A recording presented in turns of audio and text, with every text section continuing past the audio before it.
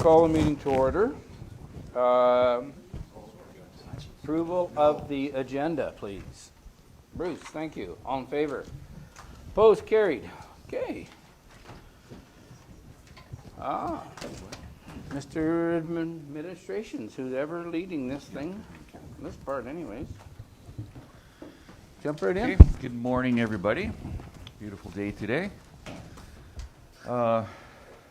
Outside. Yeah. Okay, so everybody has I believe, a set of changes for the policy to 2024 in front of them, correct? Wave if you don't.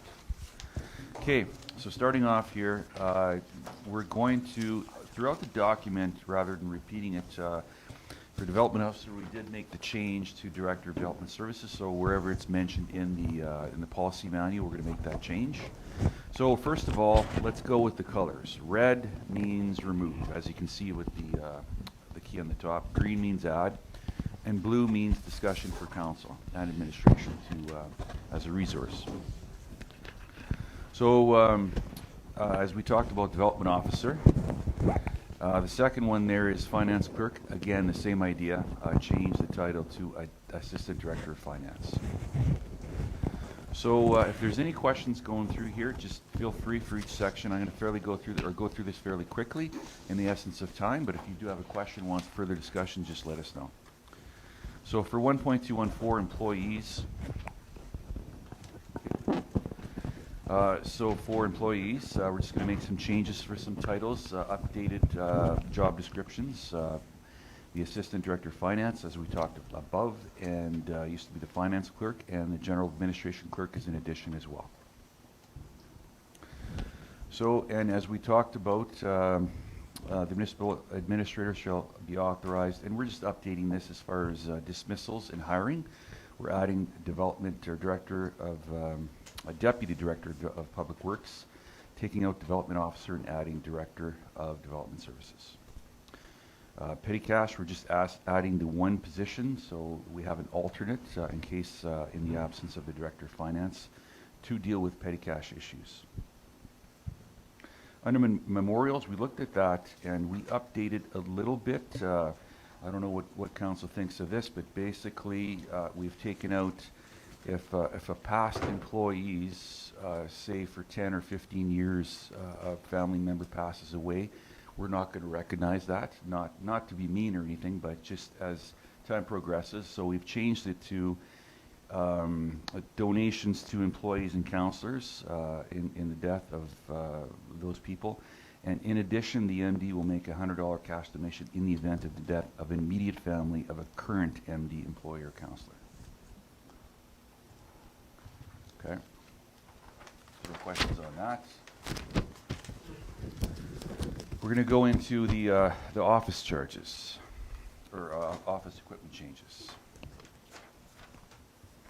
Yeah, so we're just looking at making a few adjustments and changes for this. We haven't had a lot of fax machines or CD requests. In fact, I don't know if we've had one since I've been here, so I'm just looking at removing the prices, and if someone needed photocopying, we would just make it work internally. It's just kind of a housekeeping. The only other change is we are ordering new MD flags, and the price has gone up, so we would like to increase it from $95 to $100 just to recover costs.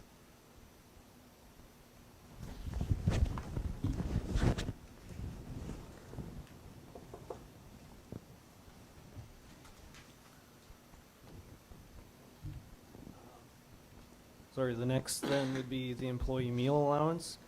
Just kind of like to clarify on this that we'll be changing or having the rate in effect, or sorry, the rate will be the CRA rate that is in effect at the time. So just to have it equaling the current Canada Revenue Agency rate. It's what we did have, but it's just to keep updating it with the updates with CRA.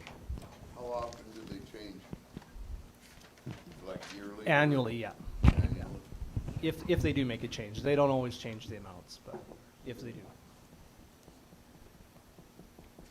It's reasonable, yeah. That's the reasonable rate for taxable allowances.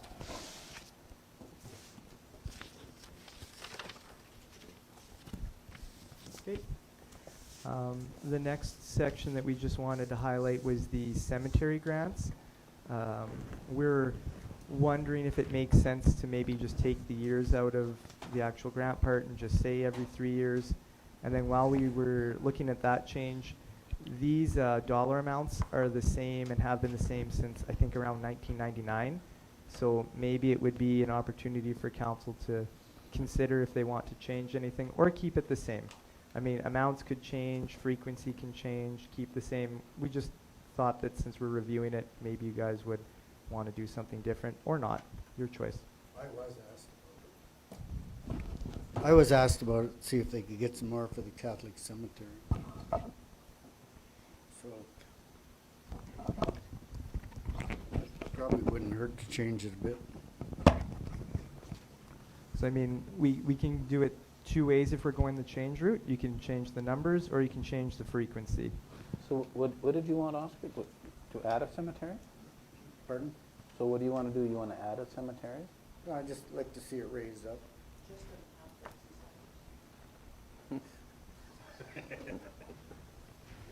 That's a little discrimination there.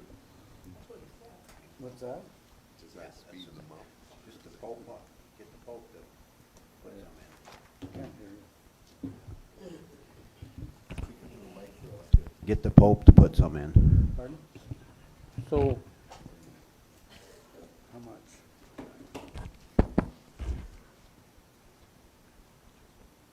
so why, okay, why, like what, why would we raise that one? Like what's the reason? Well, I think they all need raised. They all got higher costs to looking after them. I don't think so. In my mind, you got Gerald Cemetery, $500. I think that's more than adequate for there. I think most of them are. I mean, but whatever you guys want to do, I don't care. I don't know, are we getting any requests for more money? Oscar Just said, the one where that he are you said. talking? What did you say? Yeah, Oscar did say that one requested, and Just the I Catholic can one. remember. Well, yeah, it was Sacred Heart Parish's Cemetery. They're the one, I believe, that made the request. But, I mean, it's just whatever council wants. If we want to keep it the same, that's fine. Bump it up. Can be frequency, dollars. Okay, what do you guys want to do? Change them or leave them? Don't all speak at once. Leave them the same. Leave them the same and maybe bump the one up. Oh, why would you do one over the rest? Yeah, why would you Squeaky pick wheel on gets one? the grease? What's that? Squeaky wheel gets the No, grease? well, No. if that's the reason, I guess that's, I wouldn't do that, but. Back to the Pope. I'd like to see them raised a couple $100 anyway. Okay. Okay, well, we'll just, Bruce. What do you, We'll leave it the same. Same as Mike? I don't mind a small increase of 10, 20%, somewhere in there. Billy? Well, I'm going to be different. I think course. all these other ones are adequate, but I think the major cemeteries, Irma, Chauvin, Edgerton, Wainwright could be. Those are the major cemeteries. I mean, I would be all right raising Wainwright $500 and Irma, Chauvin, and Edgerton $500, leaving the rest the same. So I threw a wrench in Okay, your plan. so Irma, Irma, Edgerton, Chauvin, $500? Yeah, raise it 500. Or, you know what, I just said that 50's all right too. Okay, Robin? Yep.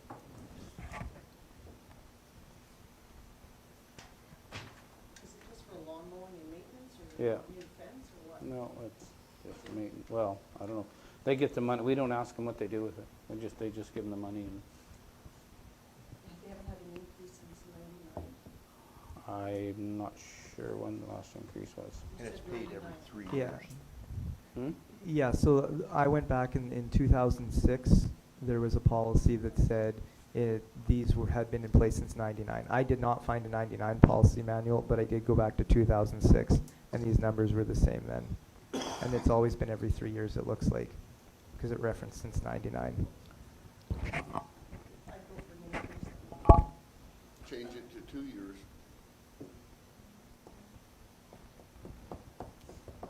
No, I think we're better just increasing the amount and leaving the years the same. Myself. There was another good idea. Okay, well, it's kind of a mismatch here, so it's not one clear direction. Raise them all 20%. That's the easiest, but that doesn't mean it's right. Can everybody live with 20% on them all of them? Sounds good. Well, 5%.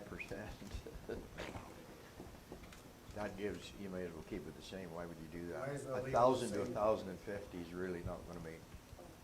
20% of $500 is $100. Yeah, yeah. Mike had 20% figure in there. Well, 20% That's of better than nothing. Yeah, but then it's just. 2,000 is 400, so. I think Bill did say 10 to 20%. Oh, did he? Yeah. he Oh, didn't we just speak to the heard mic. 5. Yeah, I was like, I said 20% on everything. Yeah, right across, that's what Oh, he said. oh, perfect. I thought you said 5. No, no, he said 20% on them all, just Oh, get them all. that's fine with me. Okay, you guys live with that? Moving on. Okay, we'll make that 20%. change.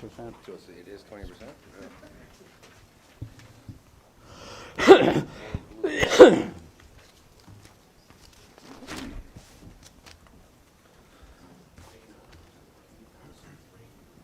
Oh, I got one here. Yeah. Okay, so this one's pretty straightforward. It's been talked about past couple of years. It's just dedicating a month for council to bring the question, or at least the discussion involved regarding raising rates at the Riverdale Mini Park. Yeah, and we picked July. That way we can get all the documentation and paperwork out to the current seasonal, so they have time to adjust and prepare for their checks for the next season.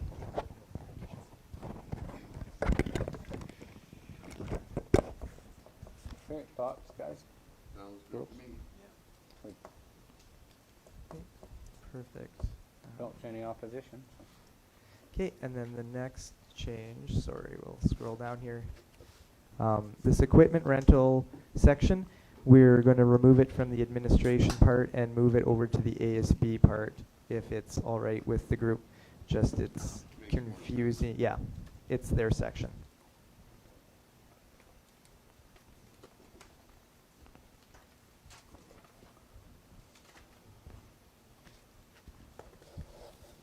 Okay, so the next section that's coming up here is community group uses at MD Drive. So all we're doing is taking out non-for-profit youth groups at recreation centers and just non-for-profit groups, because we do have, for instance, the ski club that did use it, so it would be hopefully more efficient to have that added in here, so all non-profit groups can be approved to use these facilities.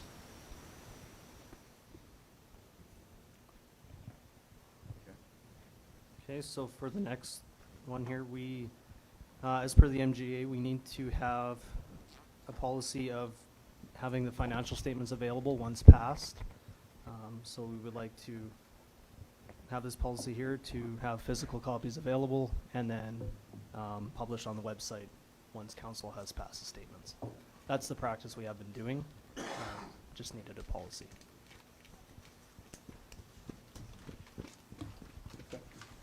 So then we're moving on here to estimated useful life. So this is basically the amortization rates and the amount of time that we believe some of our capital assets will be useful to the MD. We'd like to change, just based on the past history here, we'd like to change parking lots, gravel and asphalt from 15 and 20 years to 20 and 25 years. And then moving on to roads, so our asphalt roads, up to 25 years surface life. Cement roads, 15 years, previously was 10, so we've been amortizing over 10, which results in a larger amount of amortization annually, but we've been seeing a bit longer life than 10 years on these roads. So for both the hamlets and subdivisions, and as well as all of our rural roads, we'd like to increase those. Why is that? Why are you taking a gravel road from 25 to 75? Yeah, so the gravel roads, once they're built, I mean, until they're rebuilt or if they're actually made wider or rebuilt at some point, that'll last us for at least 75 years, probably longer. The annual cost of graveling, of maintaining those roads, if we do a roll-in or anything, we expense those. So basically, So you're not including that. no, we can't be adding those costs. I mean, it's impossible, well, not impossible, but it'd be next to impossible to track all those costs. And then just the amount of administrative work to add to So each where are you road at now? segment each year. So then we amortize it over a longer period because it will last over a longer period. Yeah. So the operating costs just stay the same each year, but then the annual operating cost of amortization will be less because we are expensing the graveling, the grading. Yeah.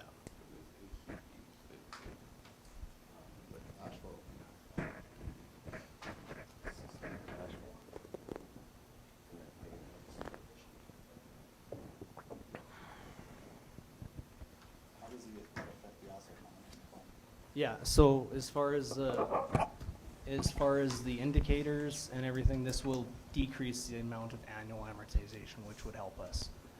It's a more actual representation of what's happening because these roads are lasting a longer amount of time, right? So the surface, we just need to make a change here on the rural ACP hot mix. That should be, the green should be 25, not 50 years.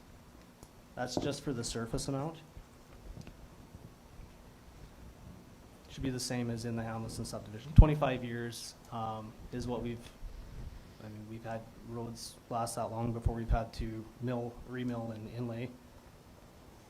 But then for the base at the very bottom there, going from 40 to 50 years, that would just be the actual base of the asphalt roads, bumping that up a little bit too.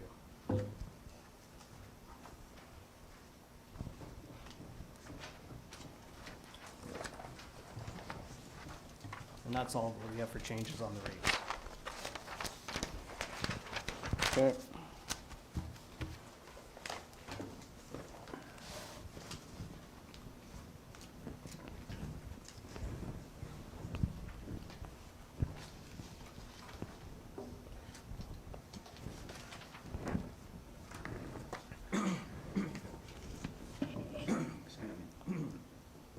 Okay, so for this one here, this is something we've enacted already and discussed this with council when we changed the way we structured our tax bylaw. We put it all into one mill rate.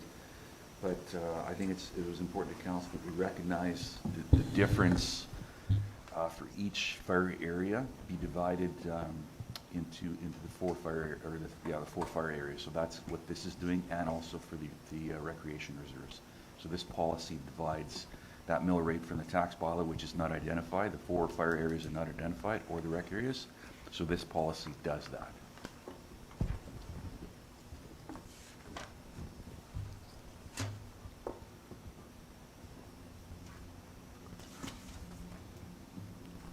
Okay. The next one is just something we've noticed as time's gone by in regards to our motor vehicle collision. So we have had situations where people involved have elected not to go through their insurance. So the current policy says the MD of Wainwright is authorized to direct bill insurance companies for motor vehicle collisions and aircrafts. So if we contact the party's insurance company and they say we don't have a claim, the policy's not really allowing us to do much more at that. So we're just wondering if in the event that a person does not have insurance, elects to not start a claim, or elects to fail to notify the insurance company of the incident, we'll bill them personally. And that's just to recover costs. So why people choose to not contact their insurance company, I don't always know, but we have had 2 or 3 situations of that.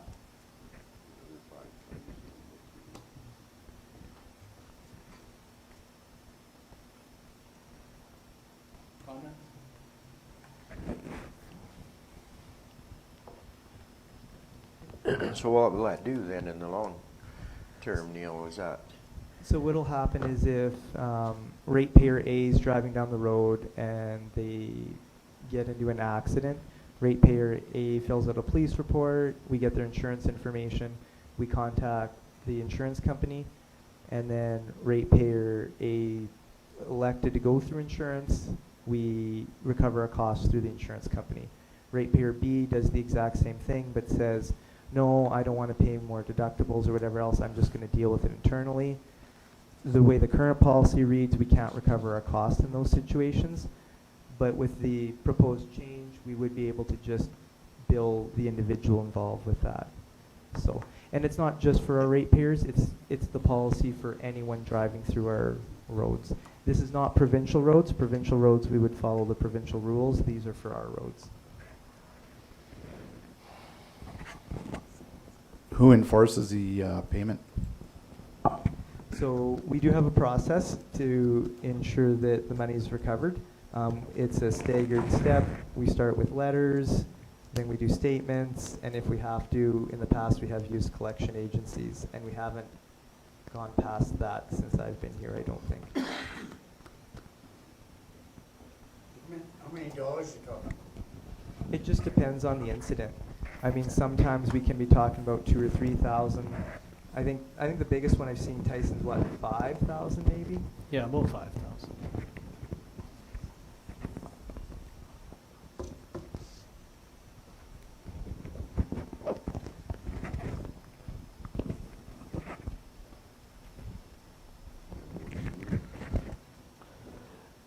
So this would be on all of our MD roads, right? Correct. Yeah. So-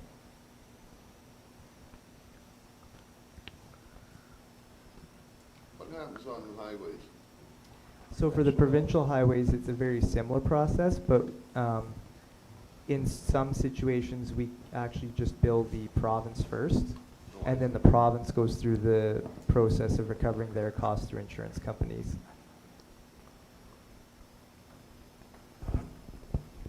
How many dollars does it cost us a year now? Like how many MVCs we have a year, or how many are specifically individual people? Yeah. So the latter, I would say some years we have one claim about $3,000-4,000. Could be 5.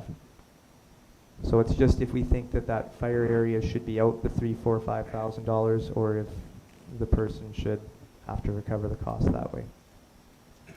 We've had years where there's been 3, probably, so. Yeah. Yeah, you lose, the money comes out of your fire area. That's where the loss is the fire area takes the loss. But I think that for the fire area to do this, they have to have a policy that allows them to do this. So, I don't know why, I don't know why neither. I don't know why the fire area should take the cost. I think that if it's, like, I agree with policy, if you're not gonna pay. So, like, why would you let somebody off the hook because they didn't wanna pay? I think that if everybody either put it through your insurance or pay for it. Like, why are you gonna say, I mean, I don't wanna put it through my insurance, but I'm not gonna pay $5,000 for the cleanup. And so they walk away. So where is the fairness where's the fairness in that? I think this makes it fair for everybody. They always have the option to use their insurance. I mean, you know, their deductible might go up.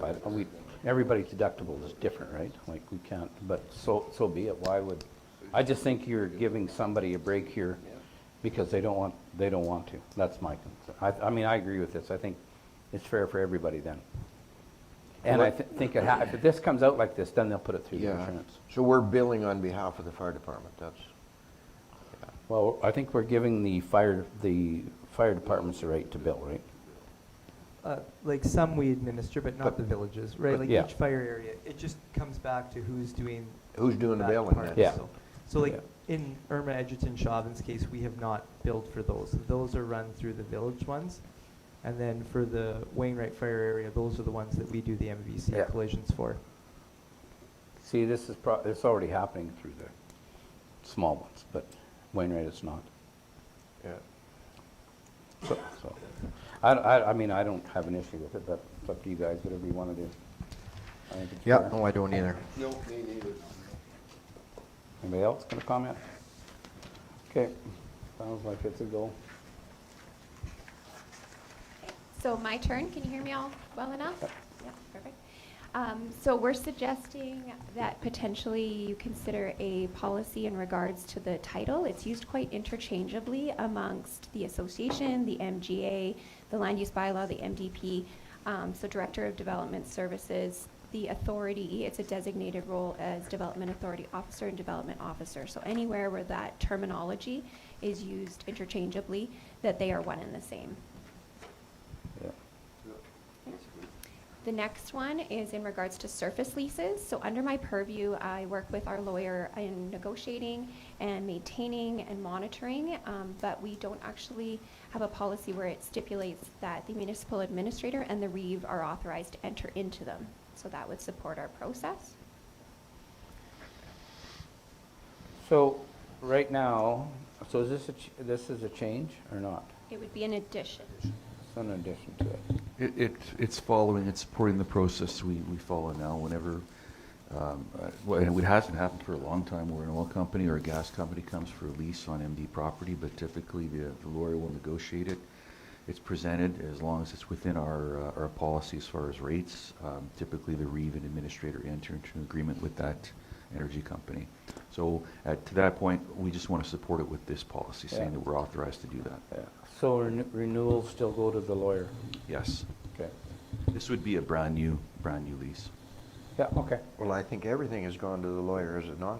I have never, since I've been here, I don't remember anybody going to renew a lease. It automatically goes to the lawyer.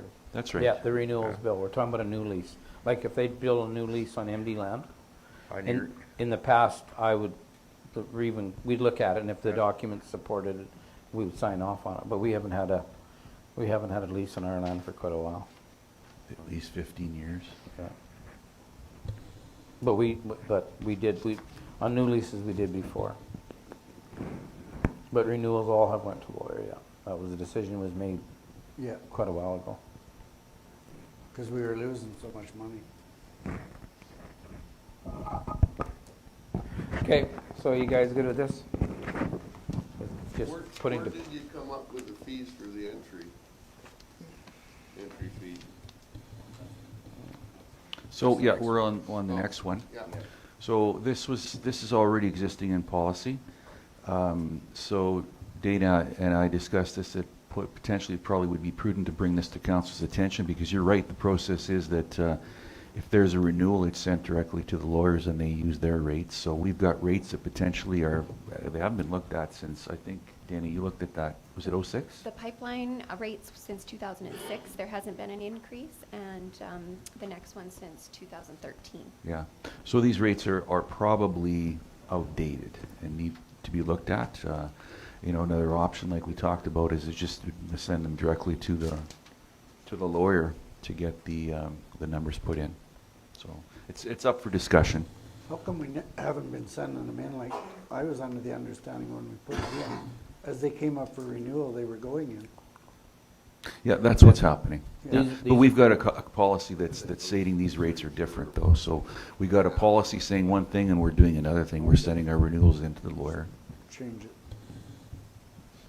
yeah, follow whatever the motion says. Yeah. So we just need, so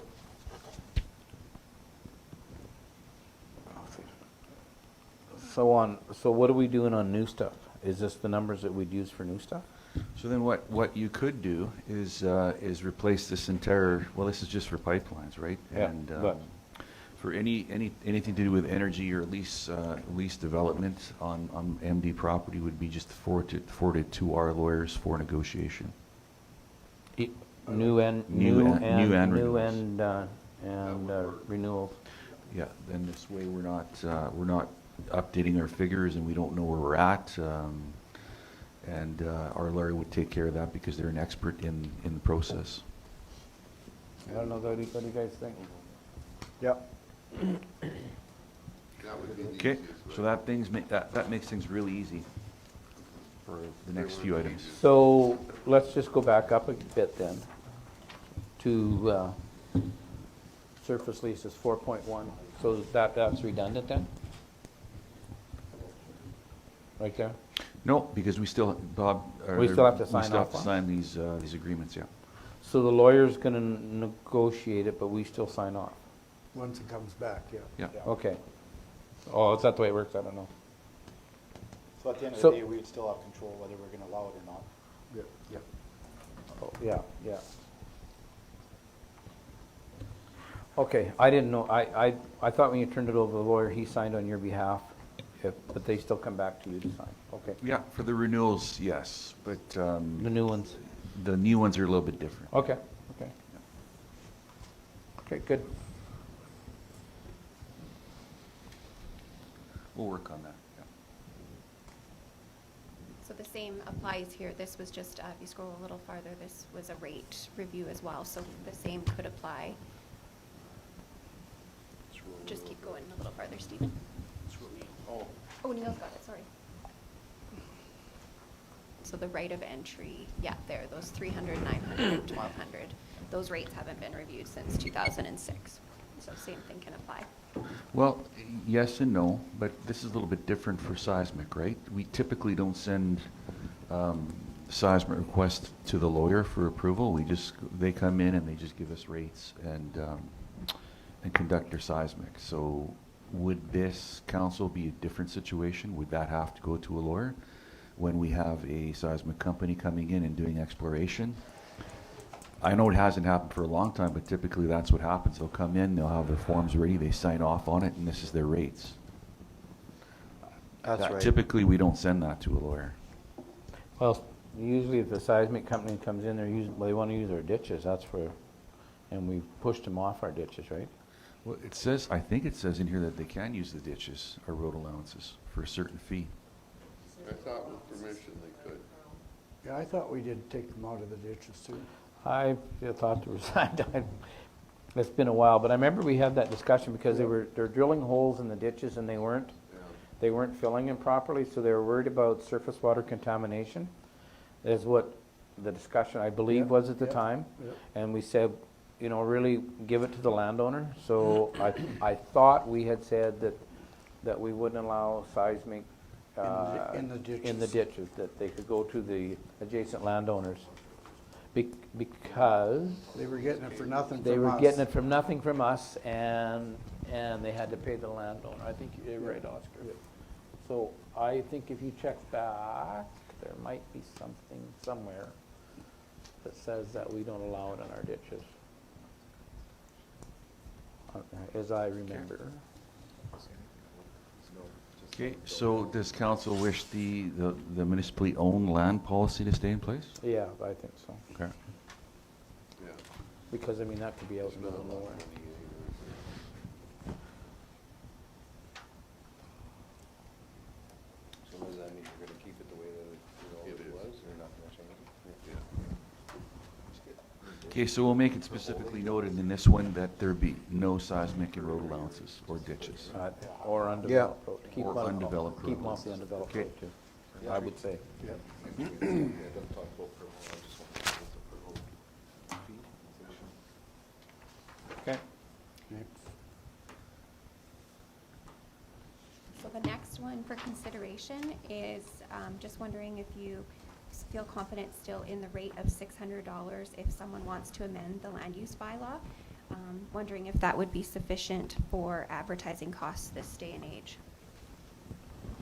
What do we pay normally? It can be 300 to 600, was it, Neil, for I the little think Tyson portion? would know for sure, but it's probably $400 or $500 for those newspaper ads. Because you have to do two, right? So, 100 each, right? Yes. Yeah. We don't want to lose Yeah. any money, but So it has to be published twice in the paper at a rate of $500 each time there's a proposed amendment. So at 600, we would be losing 400. only developers should pick up that cost. How many a year do we have? I mean, that would be, I'm not aware of when we've had these requests, so Kelly, can you think of any? We haven't. Well, we passed a new bylaw here recently, but that would be for just any subdivision application. I'm going to guess on a regular year, you're probably looking at 4 to 5. Per week or Per year. per year? Okay. Per year, maybe more. Good. Because if we're well, that would be a land use zoning change, right? So maybe I'm a little high in that, but probably about 4 or 5. Yeah. So anytime somebody wants to amend the land use bylaw for a subdivision or for acreage, that's when it would come into effect, right? That's right. Yeah. So I guess if you think about it sitting on MPC, every time that one would come in to change it, that's the cost of advertising. So that's about how many we deal with in a year. That's all over the place. There what, how many? Oh, okay, so 600. Okay, so we are 300 per annum. We can get that for the cemetery. Okay, what do you want to do? I think if we're covering the cost of the ads already, I think it's good at 600 then. Okay. Any other discussion? Okay, Well, move the it o- along. The only thing is that we've added non-refundable, so regardless of once you put your fee in, if you change your mind, it's non-refundable. Started the process, so that's another change. I like it. Yeah, make your mind, you know when you're gonna write the check, whether you're gonna do it or not. I think that's a good idea. Yeah. Don't think twice about it. And I Okay. breezed past, sorry, the land use bylaw number has been updated as well. So just to match the actual bylaw. So deleting 1318 and replacing with 1695. All right. You may also want to consider that the development permit be non-refundable. There is a lot of process right at the onset now in terms of historical resources, abandoned wells. There's a lot of research done right away that if someone was to change their mind in regards to a development permit, there is a lot of time and effort already put into those applications. So it could be for consideration that that be non-refundable as well.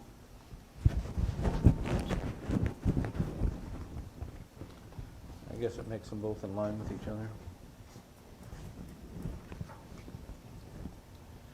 And that would be consistent with MPS in terms of their subdivision applications. Their applications are non-refundable fees as well. So that if someone does change their mind, you aren't having to issue a repayment as well and a refund. Okay. Everybody good with that? Yep. Ready? There's a name change provincially for the appeal process for the Municipal Government Board, so we're recommending that we follow the new name of Land and Property Rights Tribunal, deleting Municipal Government Board. The gravel pits, this is no longer the process.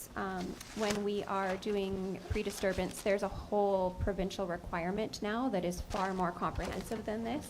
So we recommend deleting that process. That is not current practice.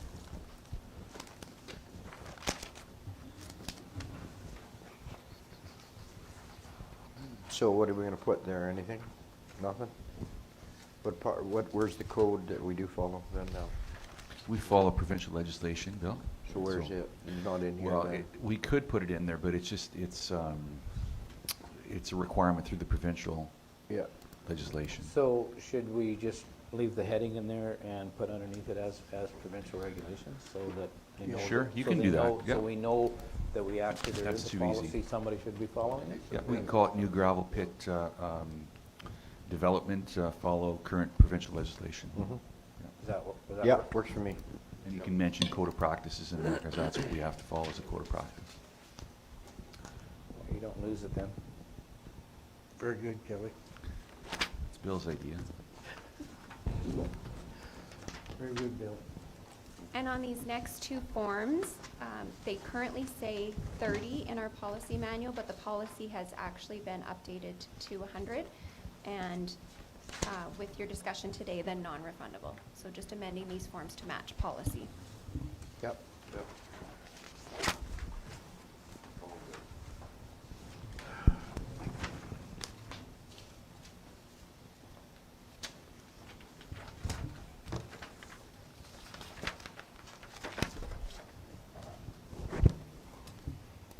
the Ag Service Board side, just grammatical, ASB, just doing that structure right.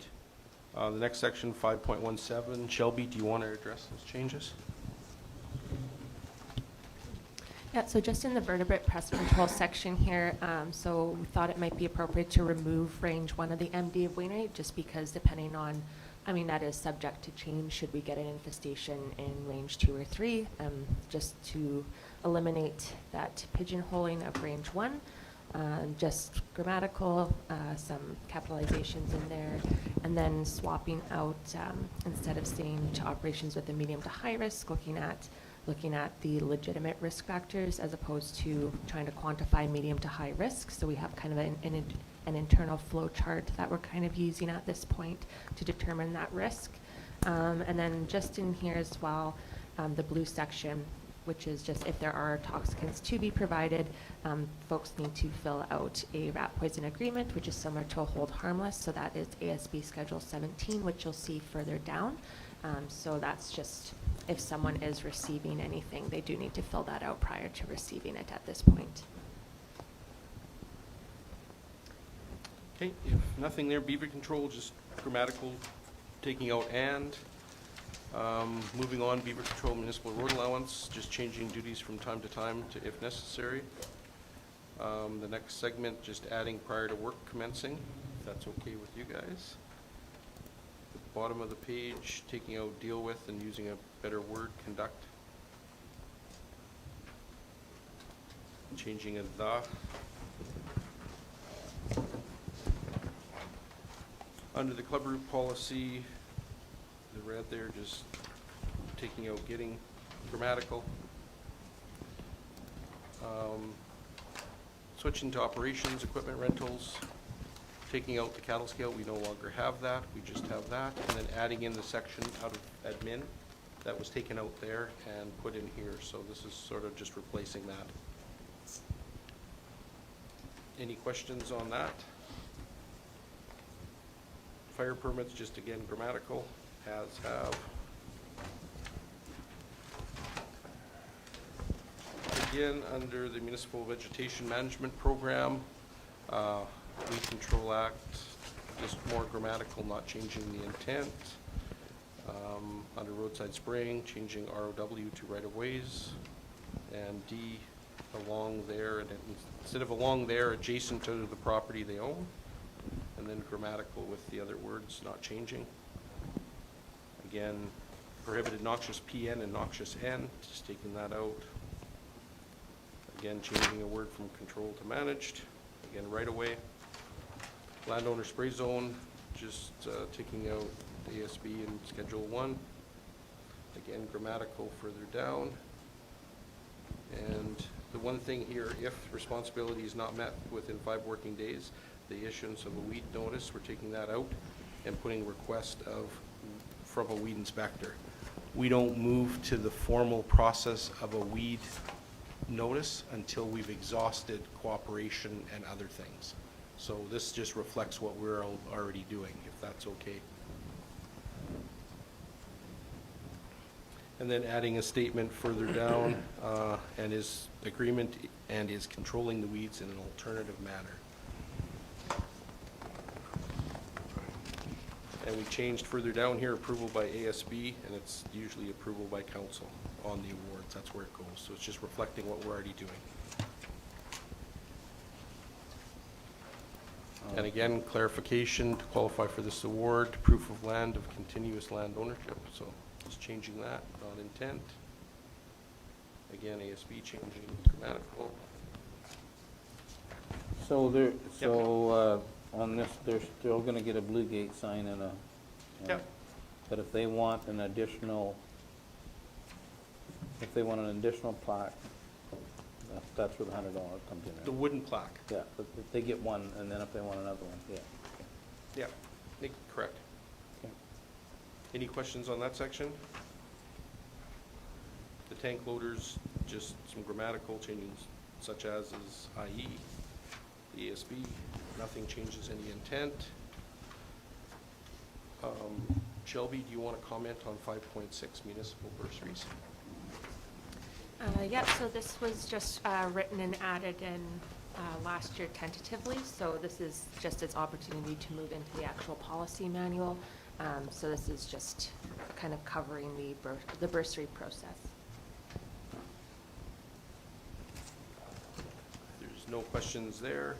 The no spray paying agreements, just grammatical, nothing changing intent. Again, adding to this, controlling them in an alternate manner. So as long as they're being controlled, that's our key with our legislation. Again, grammatical, the ASB portions. Again, cattle scale agreement will come out because we no longer have the cattle scale, so we take out both those. Grammatical and the ASB again. Grammatical.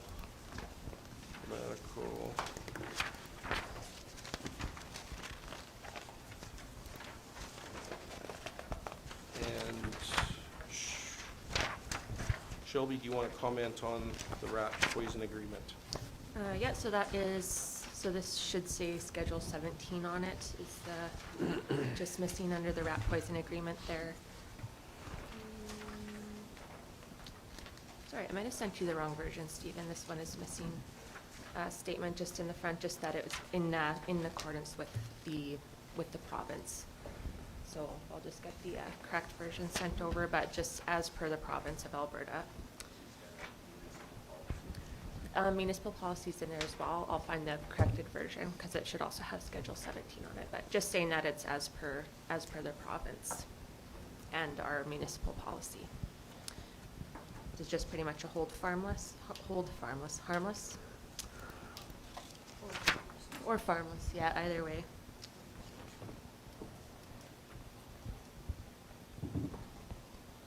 If we have no other questions on our part, I guess. That's all on the page, just like they want funky with this. That should be.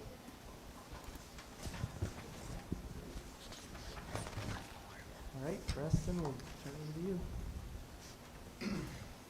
Okay. Okay, so we thought we'd review the fence compensation for road construction and road widening. This was a topic that we discussed last month a little bit. So this is the existing policy. There were some comments that maybe we need to address this. In truth, as the construction crew and public works work out there, we run within this policy, but if council feels we need to make an adjustment, it's there to review. One thing I will put on there, we note that materials for a half-mile fence in 2016 was $1,050. Currently, materials is $2,738.59. Oh, God. So we should probably update that number for as of 2023 pricing. So add labor on top of that, and it comes into total of $4178.59. But that doesn't, What is it? that's not What necessary, was that's not it? How much? necessary. 4178.59 For a half mile. yeah, With labor. with labor, yeah. But the labor's not included because this is just discusses the Yeah. materials we would compensate back, right? Yeah. So, just to give you an update on that. You said that was 27? For material? 2738.59. Okay. Okay, I want to just have a bit of discussion because council made a decision last meeting that we would start putting fence up for the second landowner. And is that the direction we're going to continue to take? Because what happened last time is the road was built, there was no agreement in place because there was a fence there already. So it came back to council, so the land was sold after the road was built and the equipment was gone, the land was sold to another person. Council made a decision that you would put the fence up for the second landowner. So I've had that happen to me, and I said no, because the policy says we don't do that. But now council's decided, so are we gonna start putting a new fence up for a second landowner? I mean, you've made that decision already. It was one time. But, well, Yeah. I mean, so when's the next time? I mean, I've got a ratepayer that said, and I said no because the policy didn't allow it. I mean, should I tell them to send a letter to council and then it'll be 2 times? The only thing I think is a little different here is that the date they actually purchased the land, we weren't quite completed the project. from my understanding, because I went out and looked at it when they took Yeah. control of the land. And we were still doing some back sloping, we were still doing some touch-up stuff. So I think in a case where they're completely finished and gone, then no, we wouldn't look at it. Okay. But that's just my opinion. Yeah, no, I just, So I- what stops us from having to do the other side of the road? Was there an agreement in place, did they change their mind and make the decision on that? We have some on the other side of the road, Robin. Because of the big power poles, we never went past the power pole. And the fence is on the, in this case, on the south side of the power pole. And the one farmer, he wanted fence put up, he hadn't had a fence there in 3 years, and we never went on their land to touch anything on that land.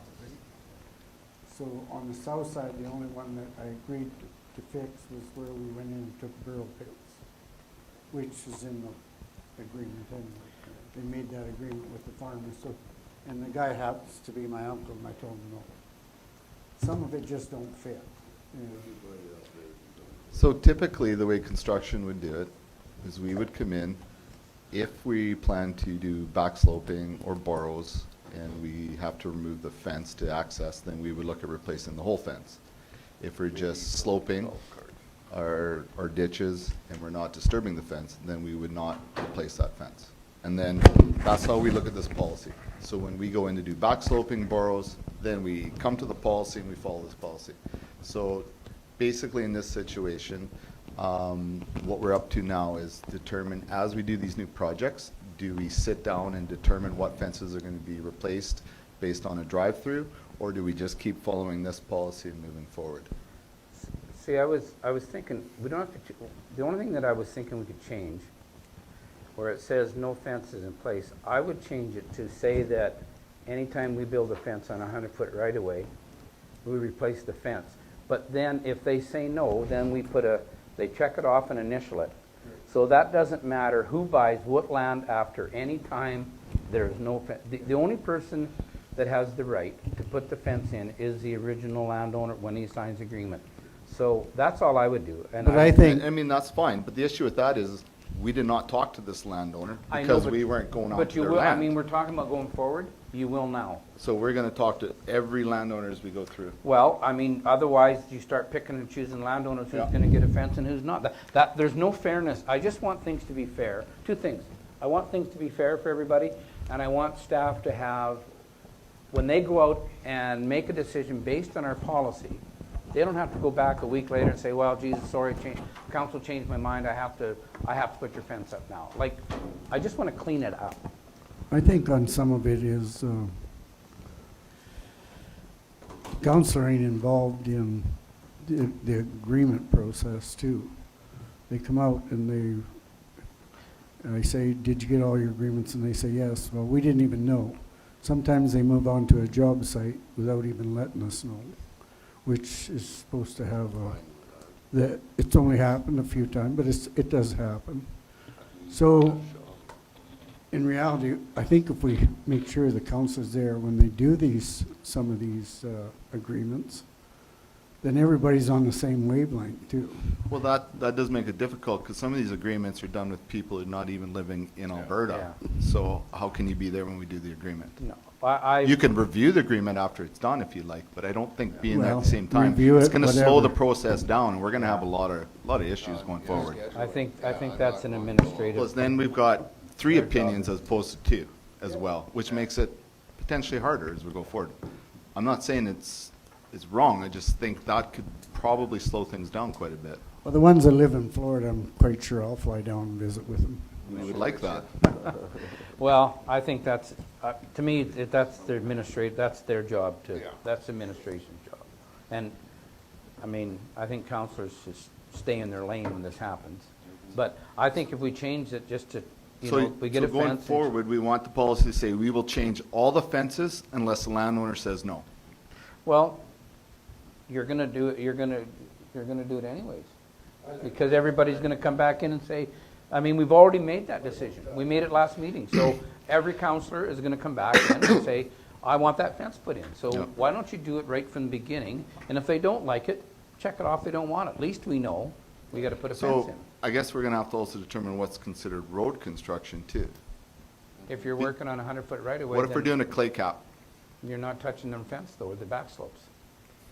Some- I mean, you might be using a There's borrow some fence on areas them. of road construction, we don't touch the back slopes as well, so, you know, like, we're really gonna have to define this because that's gonna open it up. We're gonna be replacing fences based on policy only. And I know what I you're would like talking to see about, Doug back White slope wanted. tied into And it. that's kinda how Want a new this policy is fence? already written.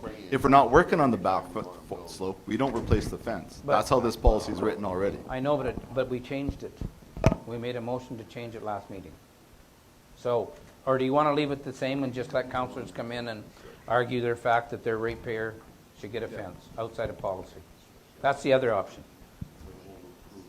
So, and I mean, look, to me, it puts you guys in kind of a tough place when you come to talk about fencing policy because, Well, I don't like to see it changed, Bob, because Doug White, and Preston's right, we went and built that piece of road there, 1 mile. He thought he was gonna get all new fence, and I told him, no. We're not touching your fence or going on to your land, so we're not going to be giving you a fence. So I agree that if you ain't doing a new 100-foot boundary on a 66-foot road, that you shouldn't. But if you're changing it from 66 to 100, they're automatically changed anyway. yeah, but if that was the case, why did we vote to give somebody a fence when we didn't touch the fence? We went through it, though. Well, yeah, but I mean, we put in $12,000 worth of fence for 100 meters of place we went through. Like, I mean, okay, whatever. It just doesn't make sense to me. But if you want to leave it the same, I'm good with that too. What do you want to do? I want to see it changed, to be honest with you. I want the political side out of this. I want administration to deal with it, bring it back to us. And I think if we are doing a new road, a new build, everybody should have the option to have the fence. They should sign off if they don't want it. The fiscal liability to it is irrelevant to me. It's not a huge portion of what the project we're doing. So I would like to see back slope agreements tied into that so we can clean everything up and then they have the option for a new fence. That's just myself. I would agree. If we're gonna give them a new fence, then back slope agreements have to be Okay. offered to us. That'd probably work. You can't get a new fence without a back slope agreement. Because we need that to make the road profile look properly. So if we're getting a new fence, then we have to have a back slope agreement signed for sure. Yeah, that's probably not a bad idea. And then in some areas, we won't use that back slope, but they have to sign it, allows us to use it. But if we're not going to the 100-foot, everything remains the same?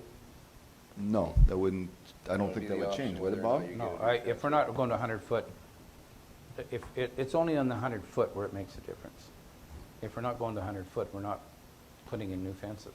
So we'll have to change the policy to reflect that. So 66 road allowance, we're building in 66, we're not touching fences? Well, right now, we're not putting a fence on a 66, are we?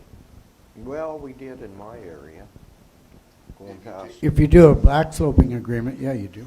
Yeah, but then you're past the 100, or the 66, the back slope.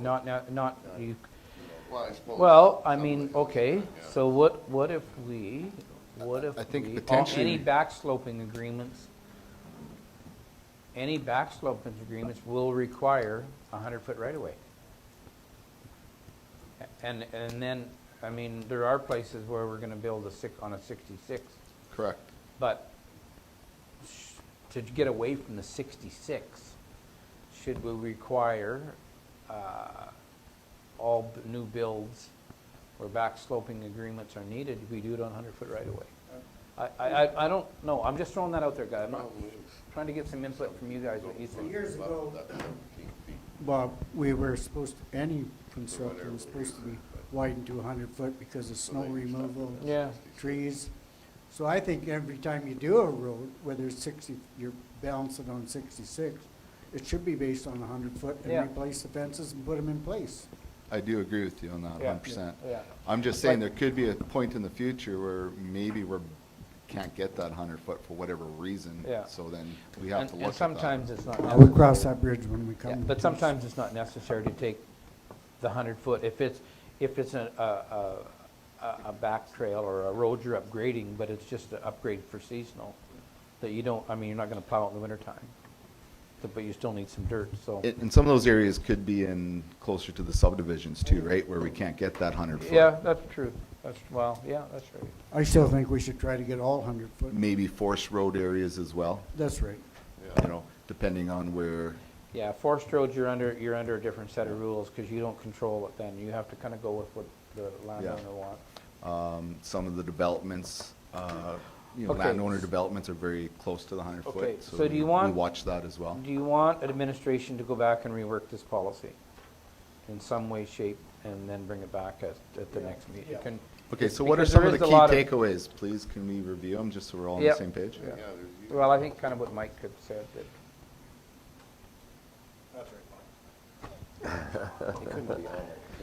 Well, do we need to put a dollar figure in? So we're looking at putting fences on new construction, on the 100 foot, with the assumption that back slopes agreements are signed?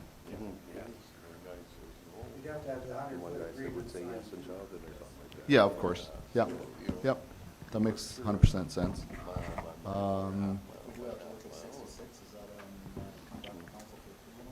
Almost certainly, yeah. One thing that All Bob, have to come yeah, back for just approval. hang on fast. and one Bill's thing gonna- that Bob said, he said, and I think he's right, once you sign off, the counselor signed off on construction, and that's what happens.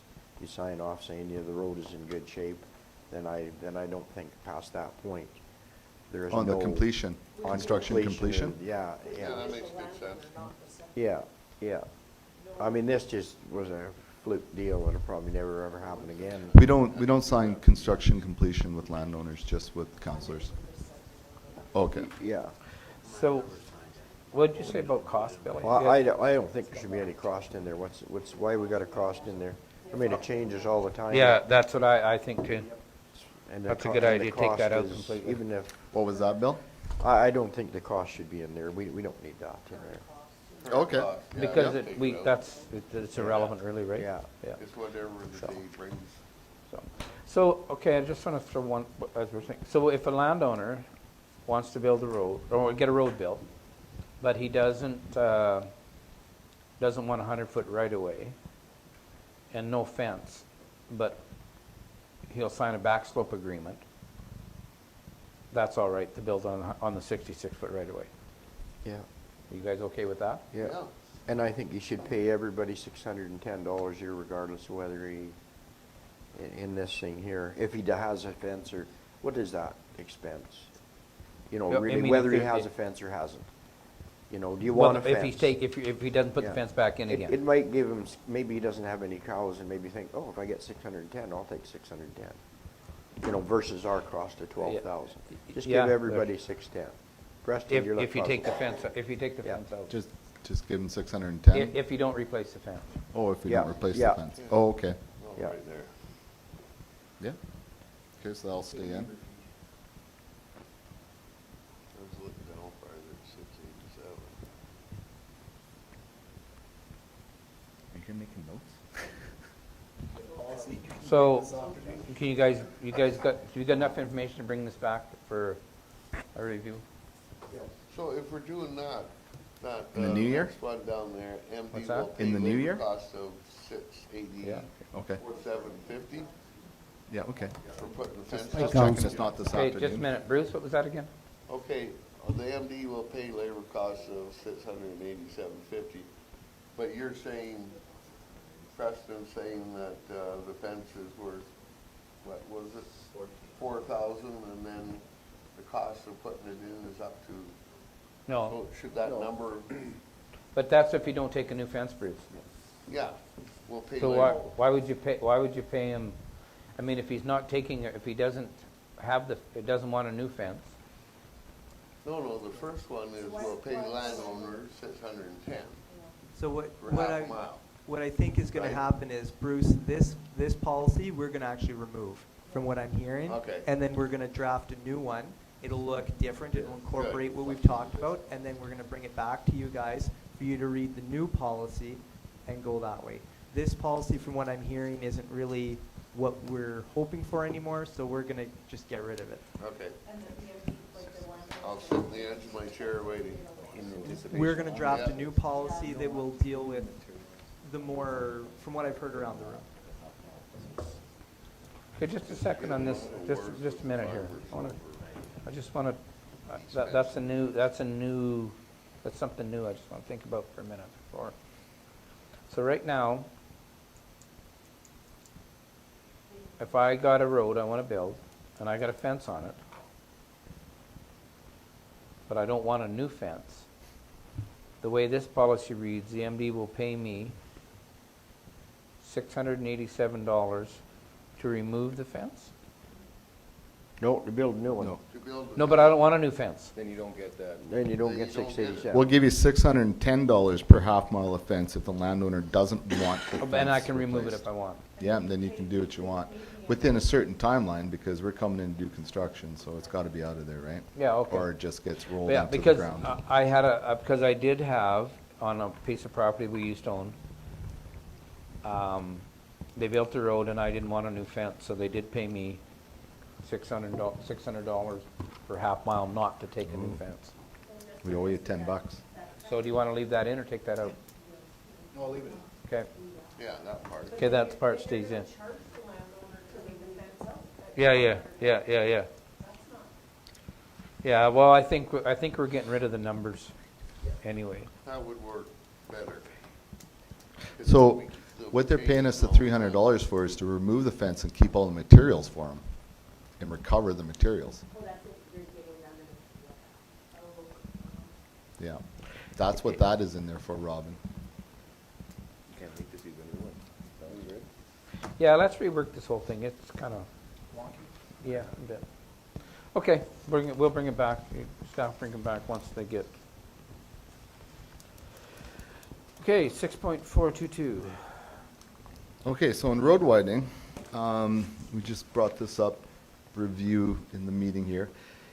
One of the things we've been noticing is we do the road widening, and the landowner is not getting compensating for it in, I guess, maybe what they might consider a timely manner. I'm not too sure what a timely manner is, but what's happening is it gets surveyed.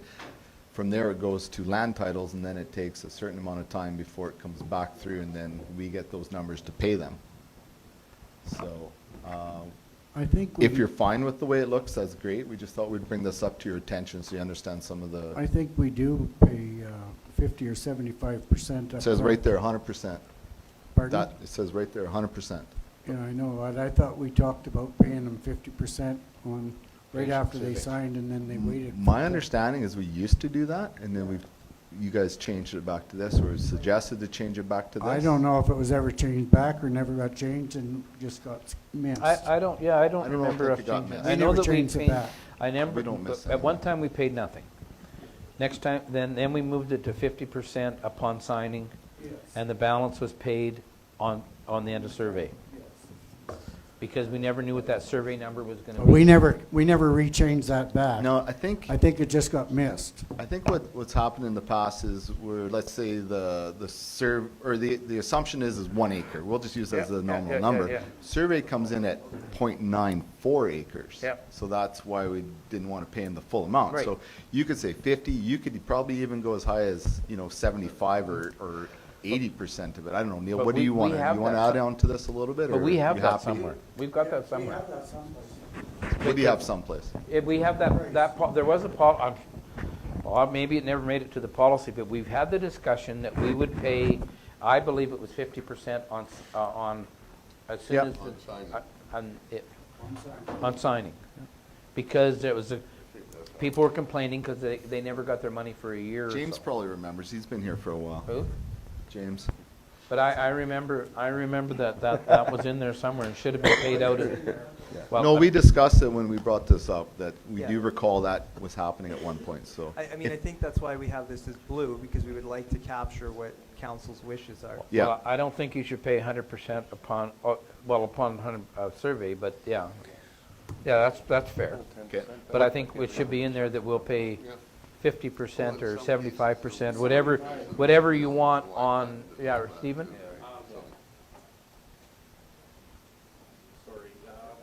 Turn off my mic.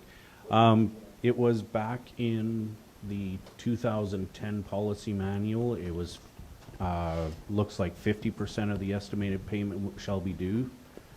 be forwarded. Before that, it was 75%. I'm just looking up when it got changed to 100% now. Okay. Look around 2018. No, but 100,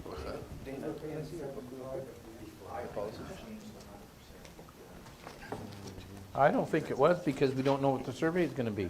I thought we always held back some until the final survey because we base it on an estimated acre and the survey is the final. So we would have, otherwise if we paid them for 10 acres and it was only 8 or 8, then you're not, we'd have to wipe it off.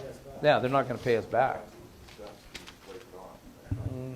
I don't remember that conversation. In but- back, I would agree to pay 2020, 75% it upfront was- on signing. Yeah, So I guess from getting from the conversation is, the only thing we're gonna really change is the percentage, right? on signing. Okay, so yeah, what would you guys like to do? And we can put that in there and make that change and move forward. Yeah, just put 75% on Make it signing. look like this. 75% And on then signing, 100% on end of survey. and then remainder on end of Okay, now survey. just a minute now. There's a difference between, is there a difference between end of survey and title? Yes. Okay. I think we did something on title. I think it went to title, not survey. But, so, Well, the yeah. survey will give you the accurate numbers. That is The correct. survey, even the survey comes first, and then the title. That is correct, because that's So where that's where that's where the potentially hang-up the is. issue was, Okay. because survey might change once title's issued. What Right? if- Survey might say 1 acre, and then title says So 0.94 of an acre, and Okay, so that's where the it could difference change was. between survey and title. Yeah, so we'll pay 75% on survey and the remainder on title. Upon land titles registration. Right. 75% on signing. Yeah, and Yeah, the okay. balance. And Yeah. then the balance will be paid. Okay, on balance, yeah. And the balance on title registration, because that is, yeah, I think that was the intent back in the day. Which is, sometimes it was close to that 25. Yeah, no, that's.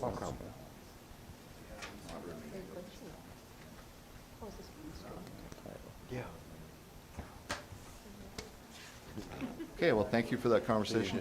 Okay. You're welcome, Preston. You guys would have just looked back in the policy manual, you could have found it yourself. Sometimes I can, I just rely on you. Whoa, that's a loaded statement. Thank you, Preston. Was that a shot? Move along. Shot across the mouth that was fairly direct. Okay, moving on to the next item in your book is, all we're doing is updating our job descriptions in the policy manual to reflect what's happening now, which already was discussed with council. So we have the finance clerk as a new position. Sorry, we're removing the finance clerk and replacing it with the assistant director of finance. That's the job So her description. duties are the same, or his or her duties, I should say, are the same? Yeah, very similar. There's some changes though, yeah. Oh, We got a little more added to it. Coming from Yale. And then we have the new position that was discussed with council and the general administration clerk position. That's already been hired and filled. And then basically in title only, the director of development services was formerly the development officer. Okay, sorry for going so fast. And then here we have the, it just basically a name, Riverdale Mini Park Groundskeeper. No change, it's just we're making sure the name is there. And also, the small change that we're making, sorry I digress. If you see in the middle of the body, the general statement of duties, the groundskeeper will report directly to the director of safety as opposed to the Riverdale Mini Park supervisor. That's not really, it's a change in the actual description, but it's actually not what's happening on site. That position, the groundskeeper reports to the director of safety. So we're just reflecting what's actually happening in the job description. So so you're making the words reflect what's happening on the ground right now? That's right. Okay. Okay. And this one here for the supervisor, we just, a job title, make sure it's updated to reflect what the position is, Riverdale Mini Park Supervisor. The next one, we have the lead hand, which is at the Public Works Shop. And in this situation here, again, we're actually making a change to reflect what's actually happening in operations. That and the outline of duties there. This position, the lead hand supports all shop employees and welders and mechanics and doesn't actually supervise them. So it's just reflecting what's actually happening on the floor.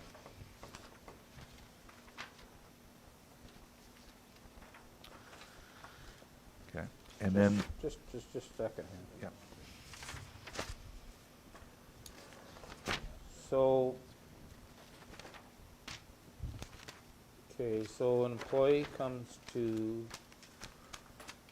so who supervises all the people on the shop floor? Is that Preston's job? Yeah, that's my job.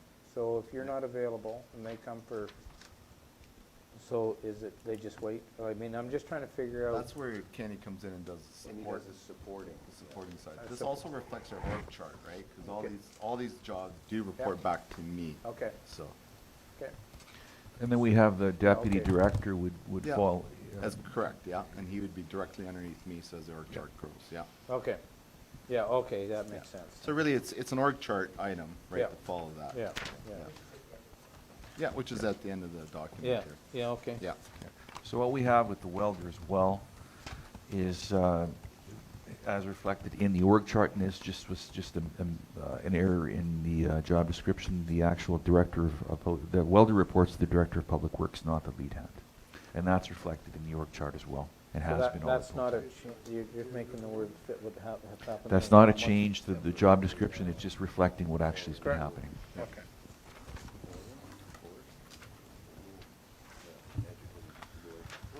And then at the end are the org charts updated to the current positions that what we have, and that's about it. Is there any other changes, council seen with the review of the documents or from administration?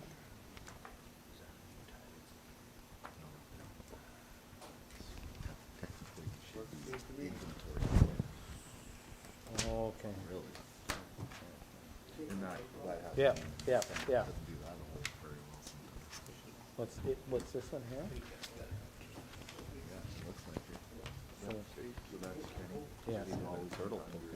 Yeah. Yeah, but it's CPD up here.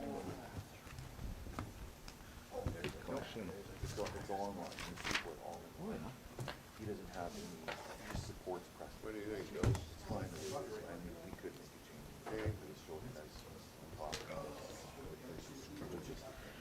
Well, I'm just. He doesn't have it under anybody, but why would he be stuck here? I would move him up.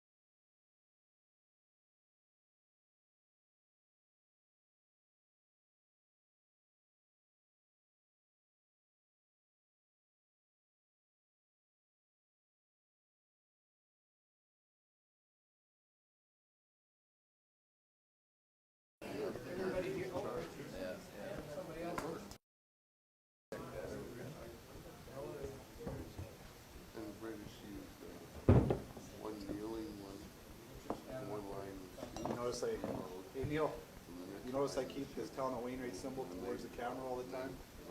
Maybe one day the MD will splurge and get us some meetings. You're in the back, just have Which is almost like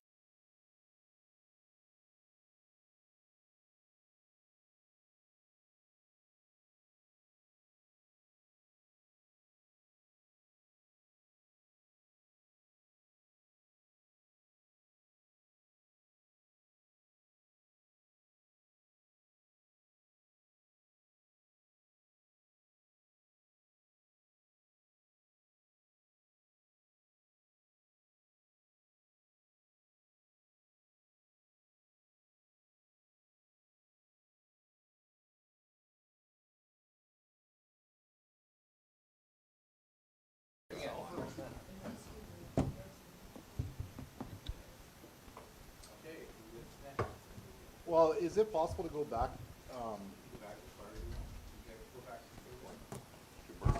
I just want to go back to bursaries, just, the only thing I'd like to see change, and I don't know how anybody feels on it, but, our staff, like council administration, I understand shouldn't be able to apply, but what about our part-time staff and our construction crew that isn't here year-round? Yeah. Yeah.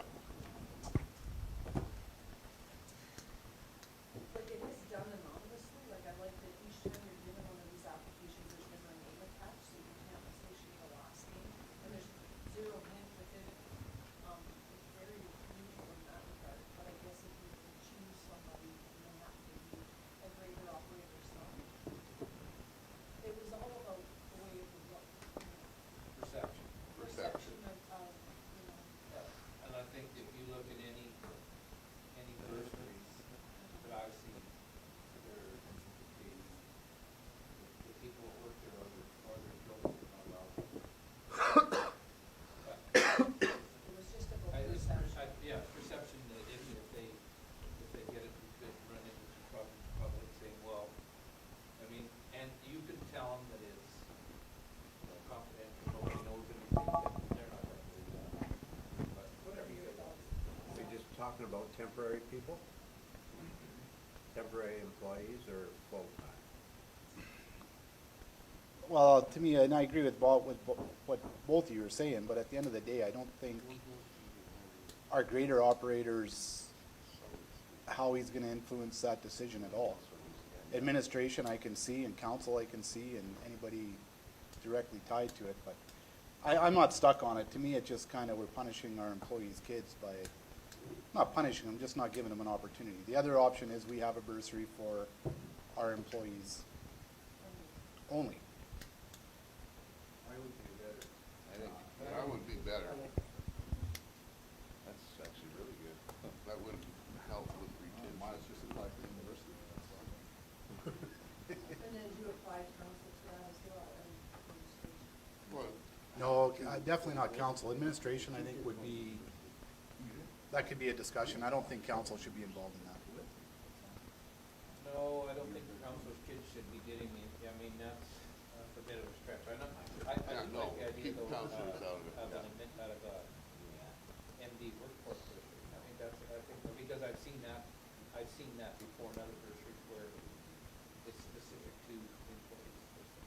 Yeah, I'm good with that. Yeah, that's a good idea. And I can't believe Mike came well, up it'll be with the same as you asked. I think if you wanna go that way. I like it. I can't believe you came up with that, The only Mike. thing is, who's gonna, who picks? Same as No, we can't have staff picking their own kids. No, I mean, the council, like the ASB board, you can still make it anonymous. Whether it's a trade or going into medical school or whatever. yeah, I know, but who, as long as there's not staff involved. You see, the MD one, staff is involved in it. And the So you names Well, you got the two- names are you there got on the two applicants. counselors on the ASB. Yeah, and you got Have them pick it. Well, the ASB one's separate. separate. No, I'm just So that's talking about five, new ones. five voting members pick the ASB one, and then there's a structure for the But you MD probably one. need Yeah. two MD one counselors. so we have appointment. Two network. Two counselors, but I wouldn't have any staff on the MD, On the one that's done by the MD, there'd be no staff involved, maybe 5, or council. 3 counselors or whatever. I don't Yeah. really look after that. Your dog reps. Yes. Children of MD employees. So a separate one altogether. It's a separate bursary altogether, but it's open only to, it's only open to children or students of MD employees. So you put their name in a hat, or you wanna? Well, you do the Well, criteria you the do same way that we did. criteria, but who The one that does just the happened. judging of the criteria? Like, I think we need the same criteria in place for We each. could just do it at council. in university, I can judge them. But, no, you don't wanna do it in council groups, you wanna do it independently you wanna have, because I don't want anybody influencing anybody else's decision, you do it the same, right now, it comes out in the computer, you get a list of the applicants, and there's nothing there. You just read it and put 1, 2, Score or it. 3. Yeah. And I think the same system. Yeah. So would that mean that all of our center students would be able to apply? Yes. Because they work for us? And then if you're looking for an independent grouping, maybe one of our like subdivision, maybe some grouping of that would be interested, or if council doesn't want to, if staff don't want to. Well, I don't think staff should be there, because, No. because I know, everybody knows, I mean, but I'm not opposed to It's council. perceived. What's that? Yeah, I was just. I'm not opposed to picking, 3 or 4 members of council. Yeah. Or whatever you guys think. I'm fine with that.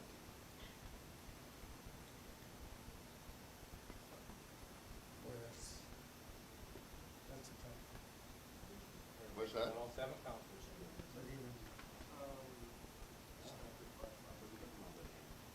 So you can't Yeah, have you just staff. read the application, pick out the one you think would be best suited, I just don't know. or the one that needs it the most, and Oh, okay. Okay. Because it puts everybody, like, even for us to pick as council, 7 councilors, Yeah. it puts everybody. Okay. Okay, Oscar's got a concern about the whole thing being in there. why? That, well, Oscar, you can cover it with Yeah. Well, Michael, I just can't agree with that one. Oh, well, I can go either way on it, but I just think that it's, you start picking somebody from your area, for instance, or I decide I want one from my area, and these guys vote us down. How do we justify it we're not gonna pick 7 of them to win, only one gets to win.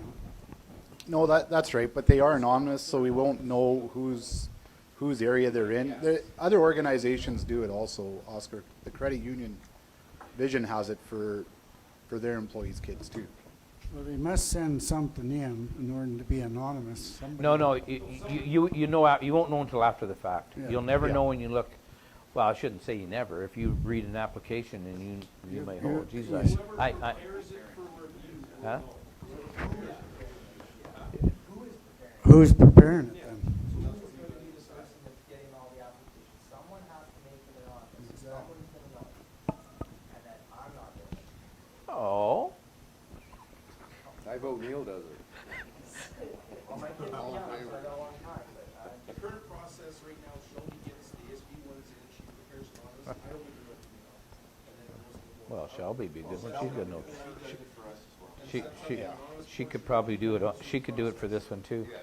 Yeah, so Shelby can do it for this one, and then council can decide. Yeah, that would work. I mean, are you guys okay with that? What seems to be, so Bruce, you okay, what, do you want this thing? Richard? Yeah. Billy? Robin? Well, I think when do we do it?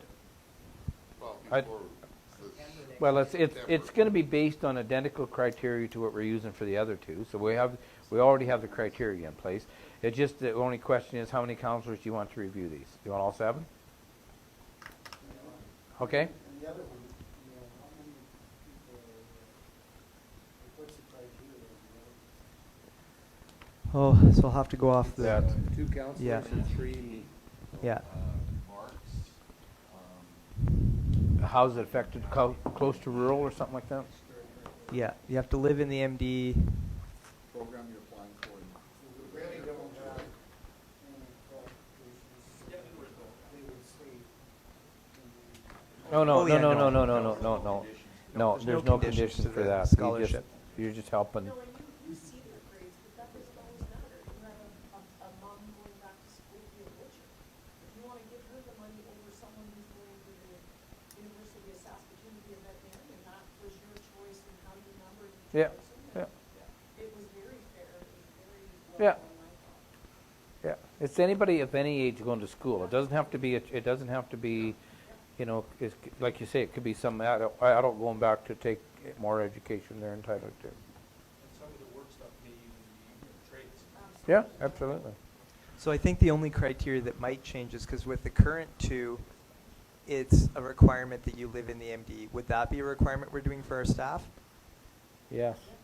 Okay, Well, so then the staff no, that live in it'd be town and work for employed us by can't. the MD. Do you see what I mean? I think Yeah. all employees kids should And that's have the okay, I option, just whether want to they're- clarify so that I Yeah. craft it the right way. Yeah. Because you might have one person that's living in Provost. or Vermilion. something like that, right? And it's unfair that they can't. Or get it. whatever, going to Lakeland, so they're That's living right. there.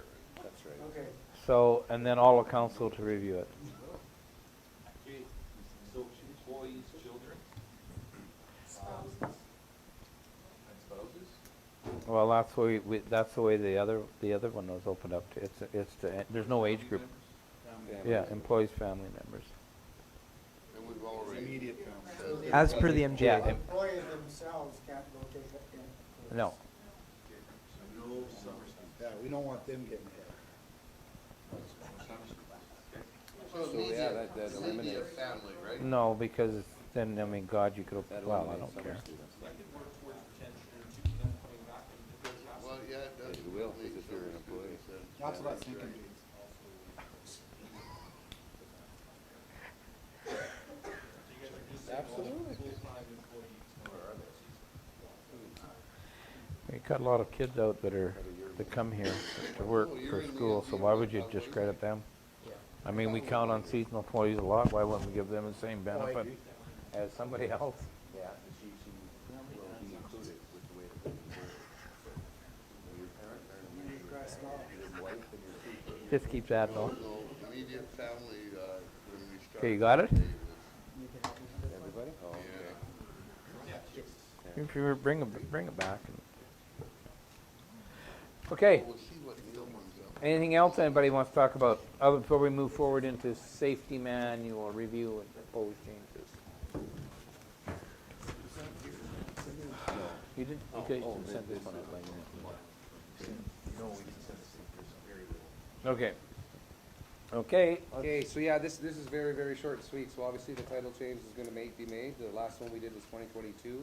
That's when we did a big overhaul and added and incorporated OH&L's legislation to all of the policies that we had. So the only changes here is just getting back to making sure Preston's title and Mike and Stan's titles are on there accordingly. And then for policy here, second paragraph, it used to state all employees. Well, this is gonna cover all managers, supervisors, and employees will be equally responsible for minimizing incidents, so that's all staff members. And if you keep going down, and then, one back up. What's going on there? And then this little section I added in, is just to cover the contractors, suppliers, service providers, just ensuring that they must abide by health and safety as per OH&S requirements as well.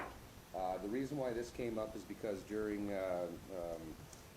some changes to the audit, the internal safety audit and audit questionnaires, it does ask, does your policy contain or make mention of contractors and other people visiting sites? So that's why this little blurb is in here. So it doesn't change what we're really gonna do. We've always been asking for contractor safety programs anyways. We've been making sure that they have some sort of safety program to follow. So this is just an addition, just to include that into our company statement. Sorry. Yeah. We're seeing some blue. Where'd it go, Ray? It's like up there, page 5 or. Oh my, okay, this is a There bigger you go. document. Yeah.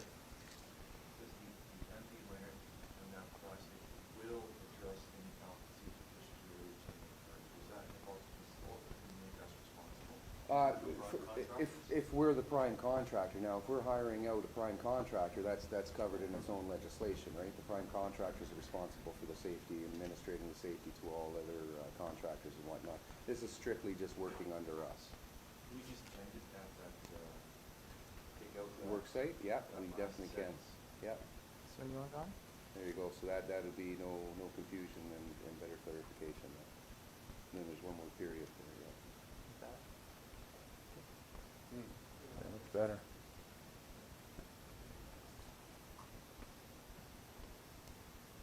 And we're done? And then we'll go to page, just keep going. I think it's 166. Page 166? Oh, go back up. What was that? Oh, no, that was just color. Never mind. Yeah, I believe it's 166.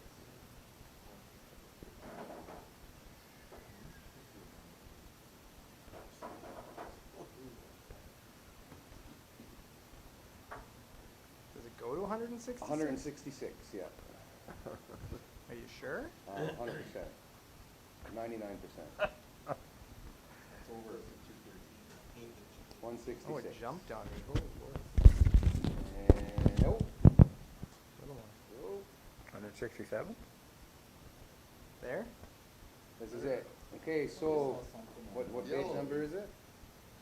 166. 166. So new employee safety orientation. So one thing what we added in here is to include counselors into safety orientations at least once in their like a 4-year term, just to go over what we're expecting for safety, going over some policies, some safety regulations, you know, what's required on site, PPE and stuff like that. Like, you know, you guys all have your safety vests in your counselor van and whatnot. This is just going to include me going over with you guys a quick safety orientation. And I mean, it's really going to benefit the new counselors that come in too, so they can kind of see how we conduct our safety orientations for the crew. And Should include drivers. We were hoping Yeah, to do this, I don't know if there's it's, some that need it. good or not, but once a year at the organization meeting, just after the organization meeting is part of it, they just do a quick safety orientation for the time. yes, yeah. And I mean, that's Which event that? Oh, it has to cover us too, yeah.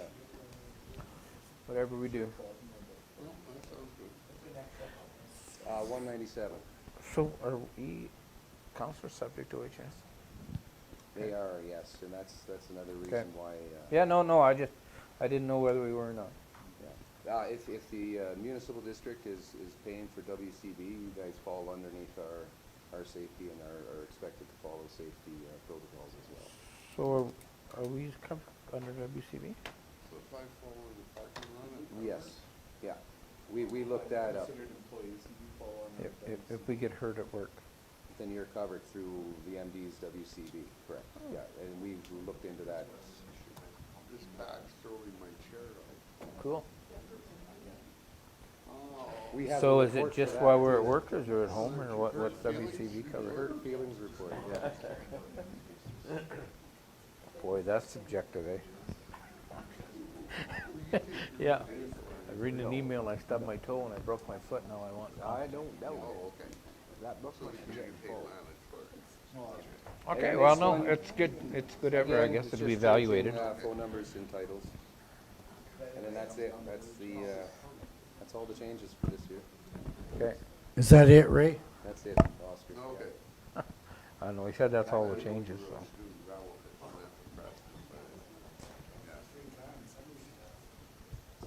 Oh, he said. Okay. Onward and upward. So what we've done historically is we have passed a motion to accept the policy and then a motion for the safety manual to be approved. Alrighty. Motion to accept the policy manual as amended. Can we do that if we're got changes coming? Yeah. Okay. Yeah, we'll review the next one and just add it in whenever it's done. What maybe I'll do with the changes, Bill, is we'll get them done and I'll email to all 7 counselors just so you guys can see, just to double check. Okay. Okay, moved by Oscar. Any further discussion? All in favor? Opposed, carried. Okay, motion to approve the safety manual as amended. Moved by Mike. Any further discussion? All in favor? Opposed of any? Carried. Okay. So who, does everybody stay for this, Jay? I take it that's on the screen? I sure can.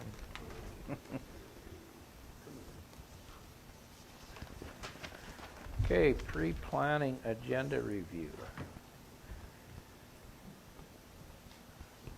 Oops.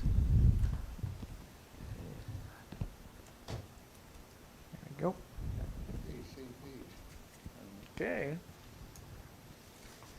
All right, so under Public Works, we'll review our goals and objectives for 2024. I'll bring forward the bridge inspections for review for 2024 as well. Okay, just on that, we met with transportation and they talked about reviewing What they talked all about, our bridges. what I remember what they talked about is they said that potentially we could look at, you know, let's say in a certain area we can lump projects together with one contractor to get better price. So Vermilion, Flagstaff, Wainwright, let's say they each had a bridge project to do, they try and lump that together to one contractor and get a better price. So with that, we can do a little, like, we'll do the research, bring it back to planning to see if that program is going to be going forward, and we can then discuss it in further detail at that time, if that's what you'd like to do. I mean, right now, it was just discussion, the way I took it. What do you guys think? I think You it guys was, were there as well. I think it was a strong point of discussion. Yeah, yeah, for sure. From them And- guys. Yeah, And I think from listening to them, all of our bridges that were built in the 50s, they'd like to seen them on there because then they could have fixed them all at once instead of one come down for one and another. Even if you split and combined them because of the area difference, I could see something like that. But right now, they're looking at doing the way I interpret it, to take them all on, and they would decide where they're at in conjunction with a bid. that's another way of looking at it too. I do agree with you. Yeah. Yeah, and that's how I understood it too. Okay. Is Nope, that fair enough. we would put, I mean, we've got our bridges that are closer, but we'd also supplement that list with the rest of our bridges. And if it made sense to fix a bridge that was close and, I mean, if it didn't meet the 50%, but maybe it was close to whatever criteria they use, they might add that on to an existing contract, is what kind of what I got it. But they did want a list of all of our older structures. And they didn't care where they fell on the Yep. criteria list Yep. because they couldn't maintain the traffic volume on them. Yeah, yeah. And I mean, yeah. it's quite straightforward for us. We have Yeah, 5 well- standard bridges. Yeah. So that list is. Yeah. I mean, we're still gonna work on the ones that are, But to come to the planning meeting, follow Yep. up with that program, right, and get the details of what's happening. Yeah, Is it, well, just- is it something that they're planning to work for in 2024? Are they still in the drafting stage? Are they in the final stages? We'll get that information, bring it to planning. okay. Okay, good.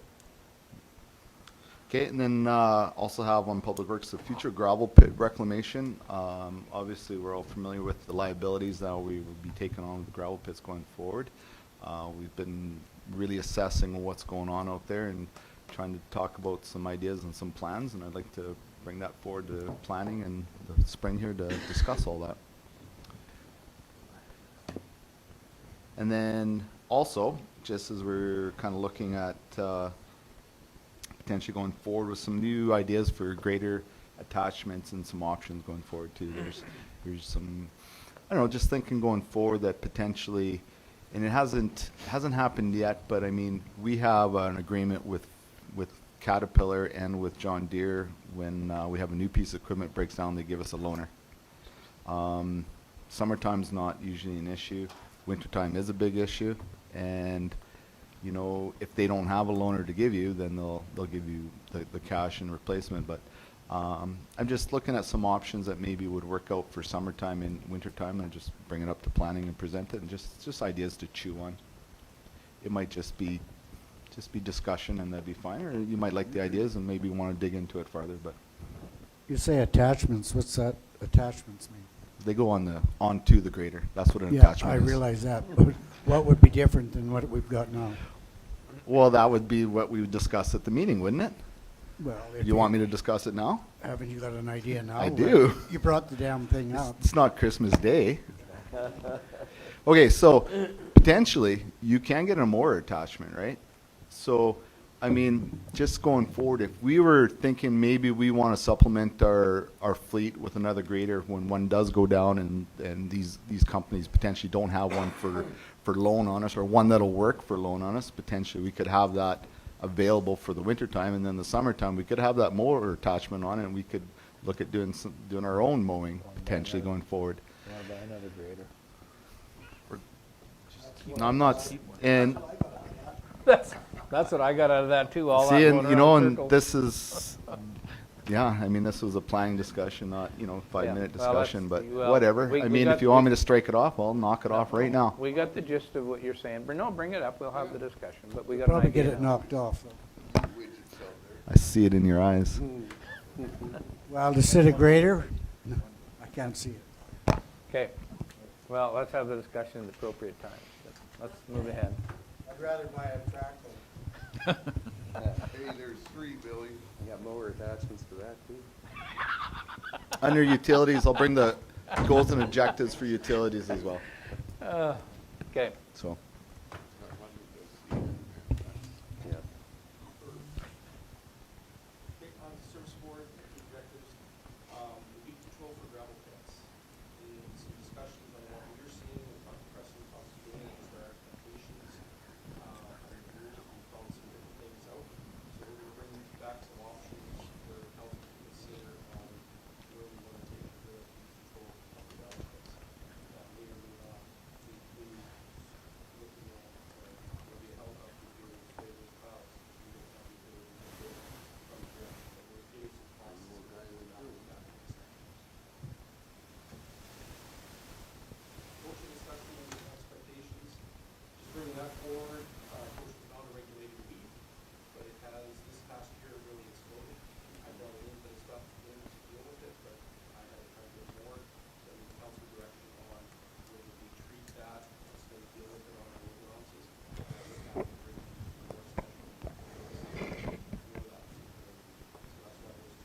So what are you looking at there? Just looking at a herbicide? Push is bad. The addition now? Yeah, no, I see that. It is bad. And cropland, we don't deal with that, our own have to deal with it at all. So this is just talking about our own wells. We're yelling, 'cause we're not doing our own. We're doing what we can, we brought some stuff in this year. We do it with fences. But, we only have 2 sprayers. We can go wherever we want. We deal with regulated ones first, and then we go with the rest. okay. Next. Recreation, just going over goals and objectives for 2024. We also have on the list there for discussion, I could bring it forward too, is golf cart monitoring. Yes, Stephen can Oh, scroll. that's the, Or whoever's running on the computer. yeah, so we have golf cart monitoring there. There's a couple of things we've been looking at the last couple of weeks, getting some GPS. They're little sticks, about 7 inches by 3 inches. You can hide them anywhere on the golf carts. We don't necessarily need to do all the golf carts. We could do all the golf carts, do every other golf cart. There's just, I mean, they're a hot item. People want them, so we might as well put a little bit more into it to secure them and locate them if they do go missing. So how hard are they to get on and off, Ray? I mean, if a guy stole one, you can take I mean, if a guy took a golf cart, first they'd have to find it. They'd have to take time to find where it's located. There is a couple of places that we have in mind that we can put them. Under the batteries or wherever, right under the frames, anywhere like that. Yeah, no, I didn't want to know the exact location, but. Sorry, I just- didn't realize it's we just, were online. Yeah. I just wondered how Be hard cau- they I mean, were. as I said, we're in a public meeting, so we probably shouldn't. We'll just edit that out, right? Just joking, just joking anyways, yeah. We'll have this discussion in the appropriate time, and then Yeah. we won't have to worry about it being Okay, public. so yeah, so I have that on the list there. I don't bring up anything else that I have on the list for that, okay? And then for safety, goals and objectives, again, we'll go over what I have planned for 2024. And carrying on for development, the same thing, our goals and objectives for 2024.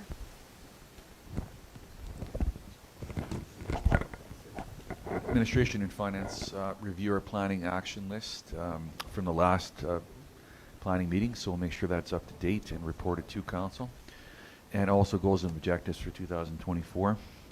And then we had a building assessment that was conducted in all of our buildings, or most of our buildings, I should say, but we've got the results from that we'd like to present to council and go over next steps. So we'll have some costs attached to that and a plan, an implementation plan for that. And also, just that before we start all this, before we get into, as usual, we have the budget presentation at the beginning of the meeting, and that's going to be a live presentation. And then we'll go through our as part of that would be the capital spending from 25 to 32, focusing on 24.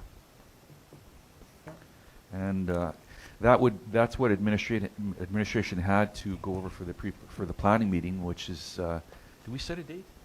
We haven't set a date yet.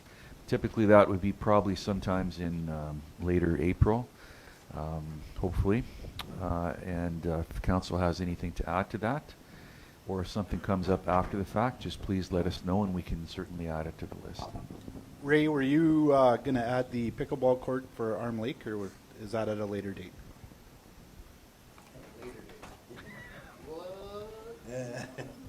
2027. Mike, in case you're wondering. Well, 26 anyway, 25 26 anyway. 25 anyways. You let me know when you want me to bring it up, and I will. Okay, that's all administration has for those Perfect. items. Okay. Okay, I guess Recess? recess. Okay, I just got to use.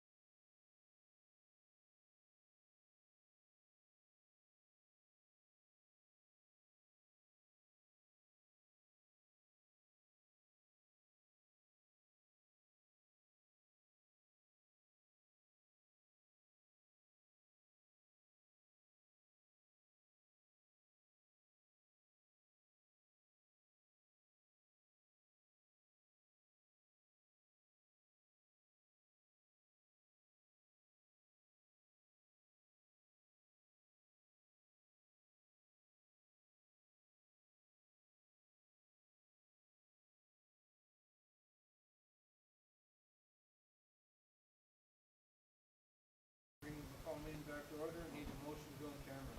Really? Really? All in favor?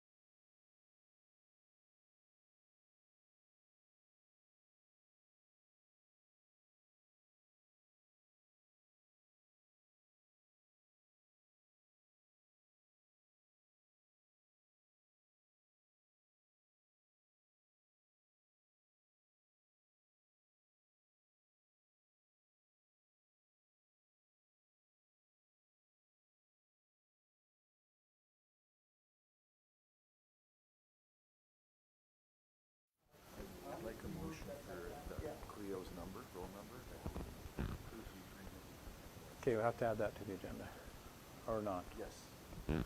Okay. Okay, Oscar moved out of camera, all in favor? Opposed, carried. We're on, Stephen? Okay, I need a motion to add, what do I call it? Oh, okay, I need a motion to add the tax issue to the agenda. I'll do that. Okay, thanks, Robin. All in favor? Carried unanimously. Okay, let's deal with the, this first here. I just need motions. Okay. What's that? We need a motion for the evaluation. We always have. Okay, need a motion to approve Kelly's evaluation. Moved by Bill. All in favor? Opposed, carried. Okay, we need a motion to approve the increase, 4%. Moved by Oscar? Oscar. Okay, you beat you, Bruce. All in favor? Opposed, carried. Okay, need a motion for, oh yeah. So this, are they gonna be separate? Okay, so I need a motion for the mileage at 70 cents a click, convention, conference at $300 per night, subsistence at $69 per day, counselor per diem is, plus 4%. Is $364.67 plus 4%, and ratepayer per diem is $349.18 plus 4%. I'll make that motion. Thanks, Richard. All in favor? Opposed of any? It's carried. Okay. That's it. So, I need a motion.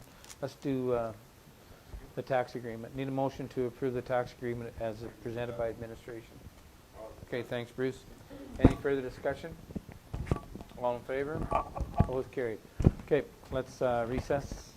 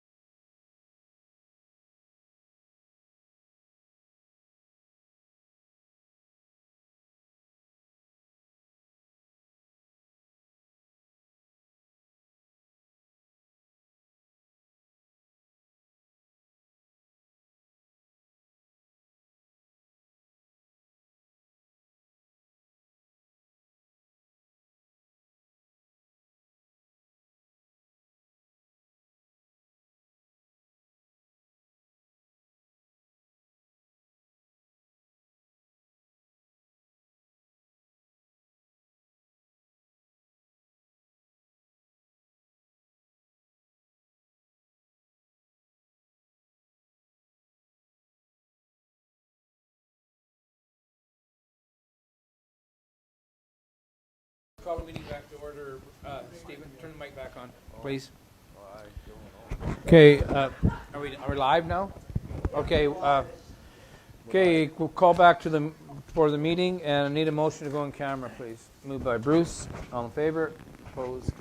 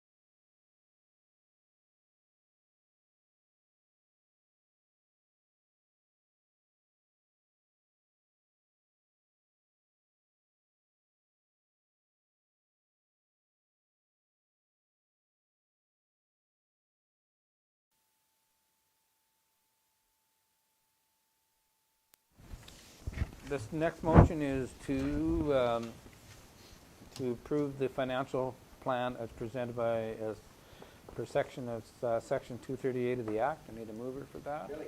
Move Billy for that one. All in favor? Opposed, carried. Okay, need a motion for that the capital plan has been presented and accepted per 238 of the Act. I need a motion for that. Yep. Mikey, I saw your hand up first. All in favor? Carried. And a motion from somebody to adjourn this meeting. There you go, Robin. Thank you.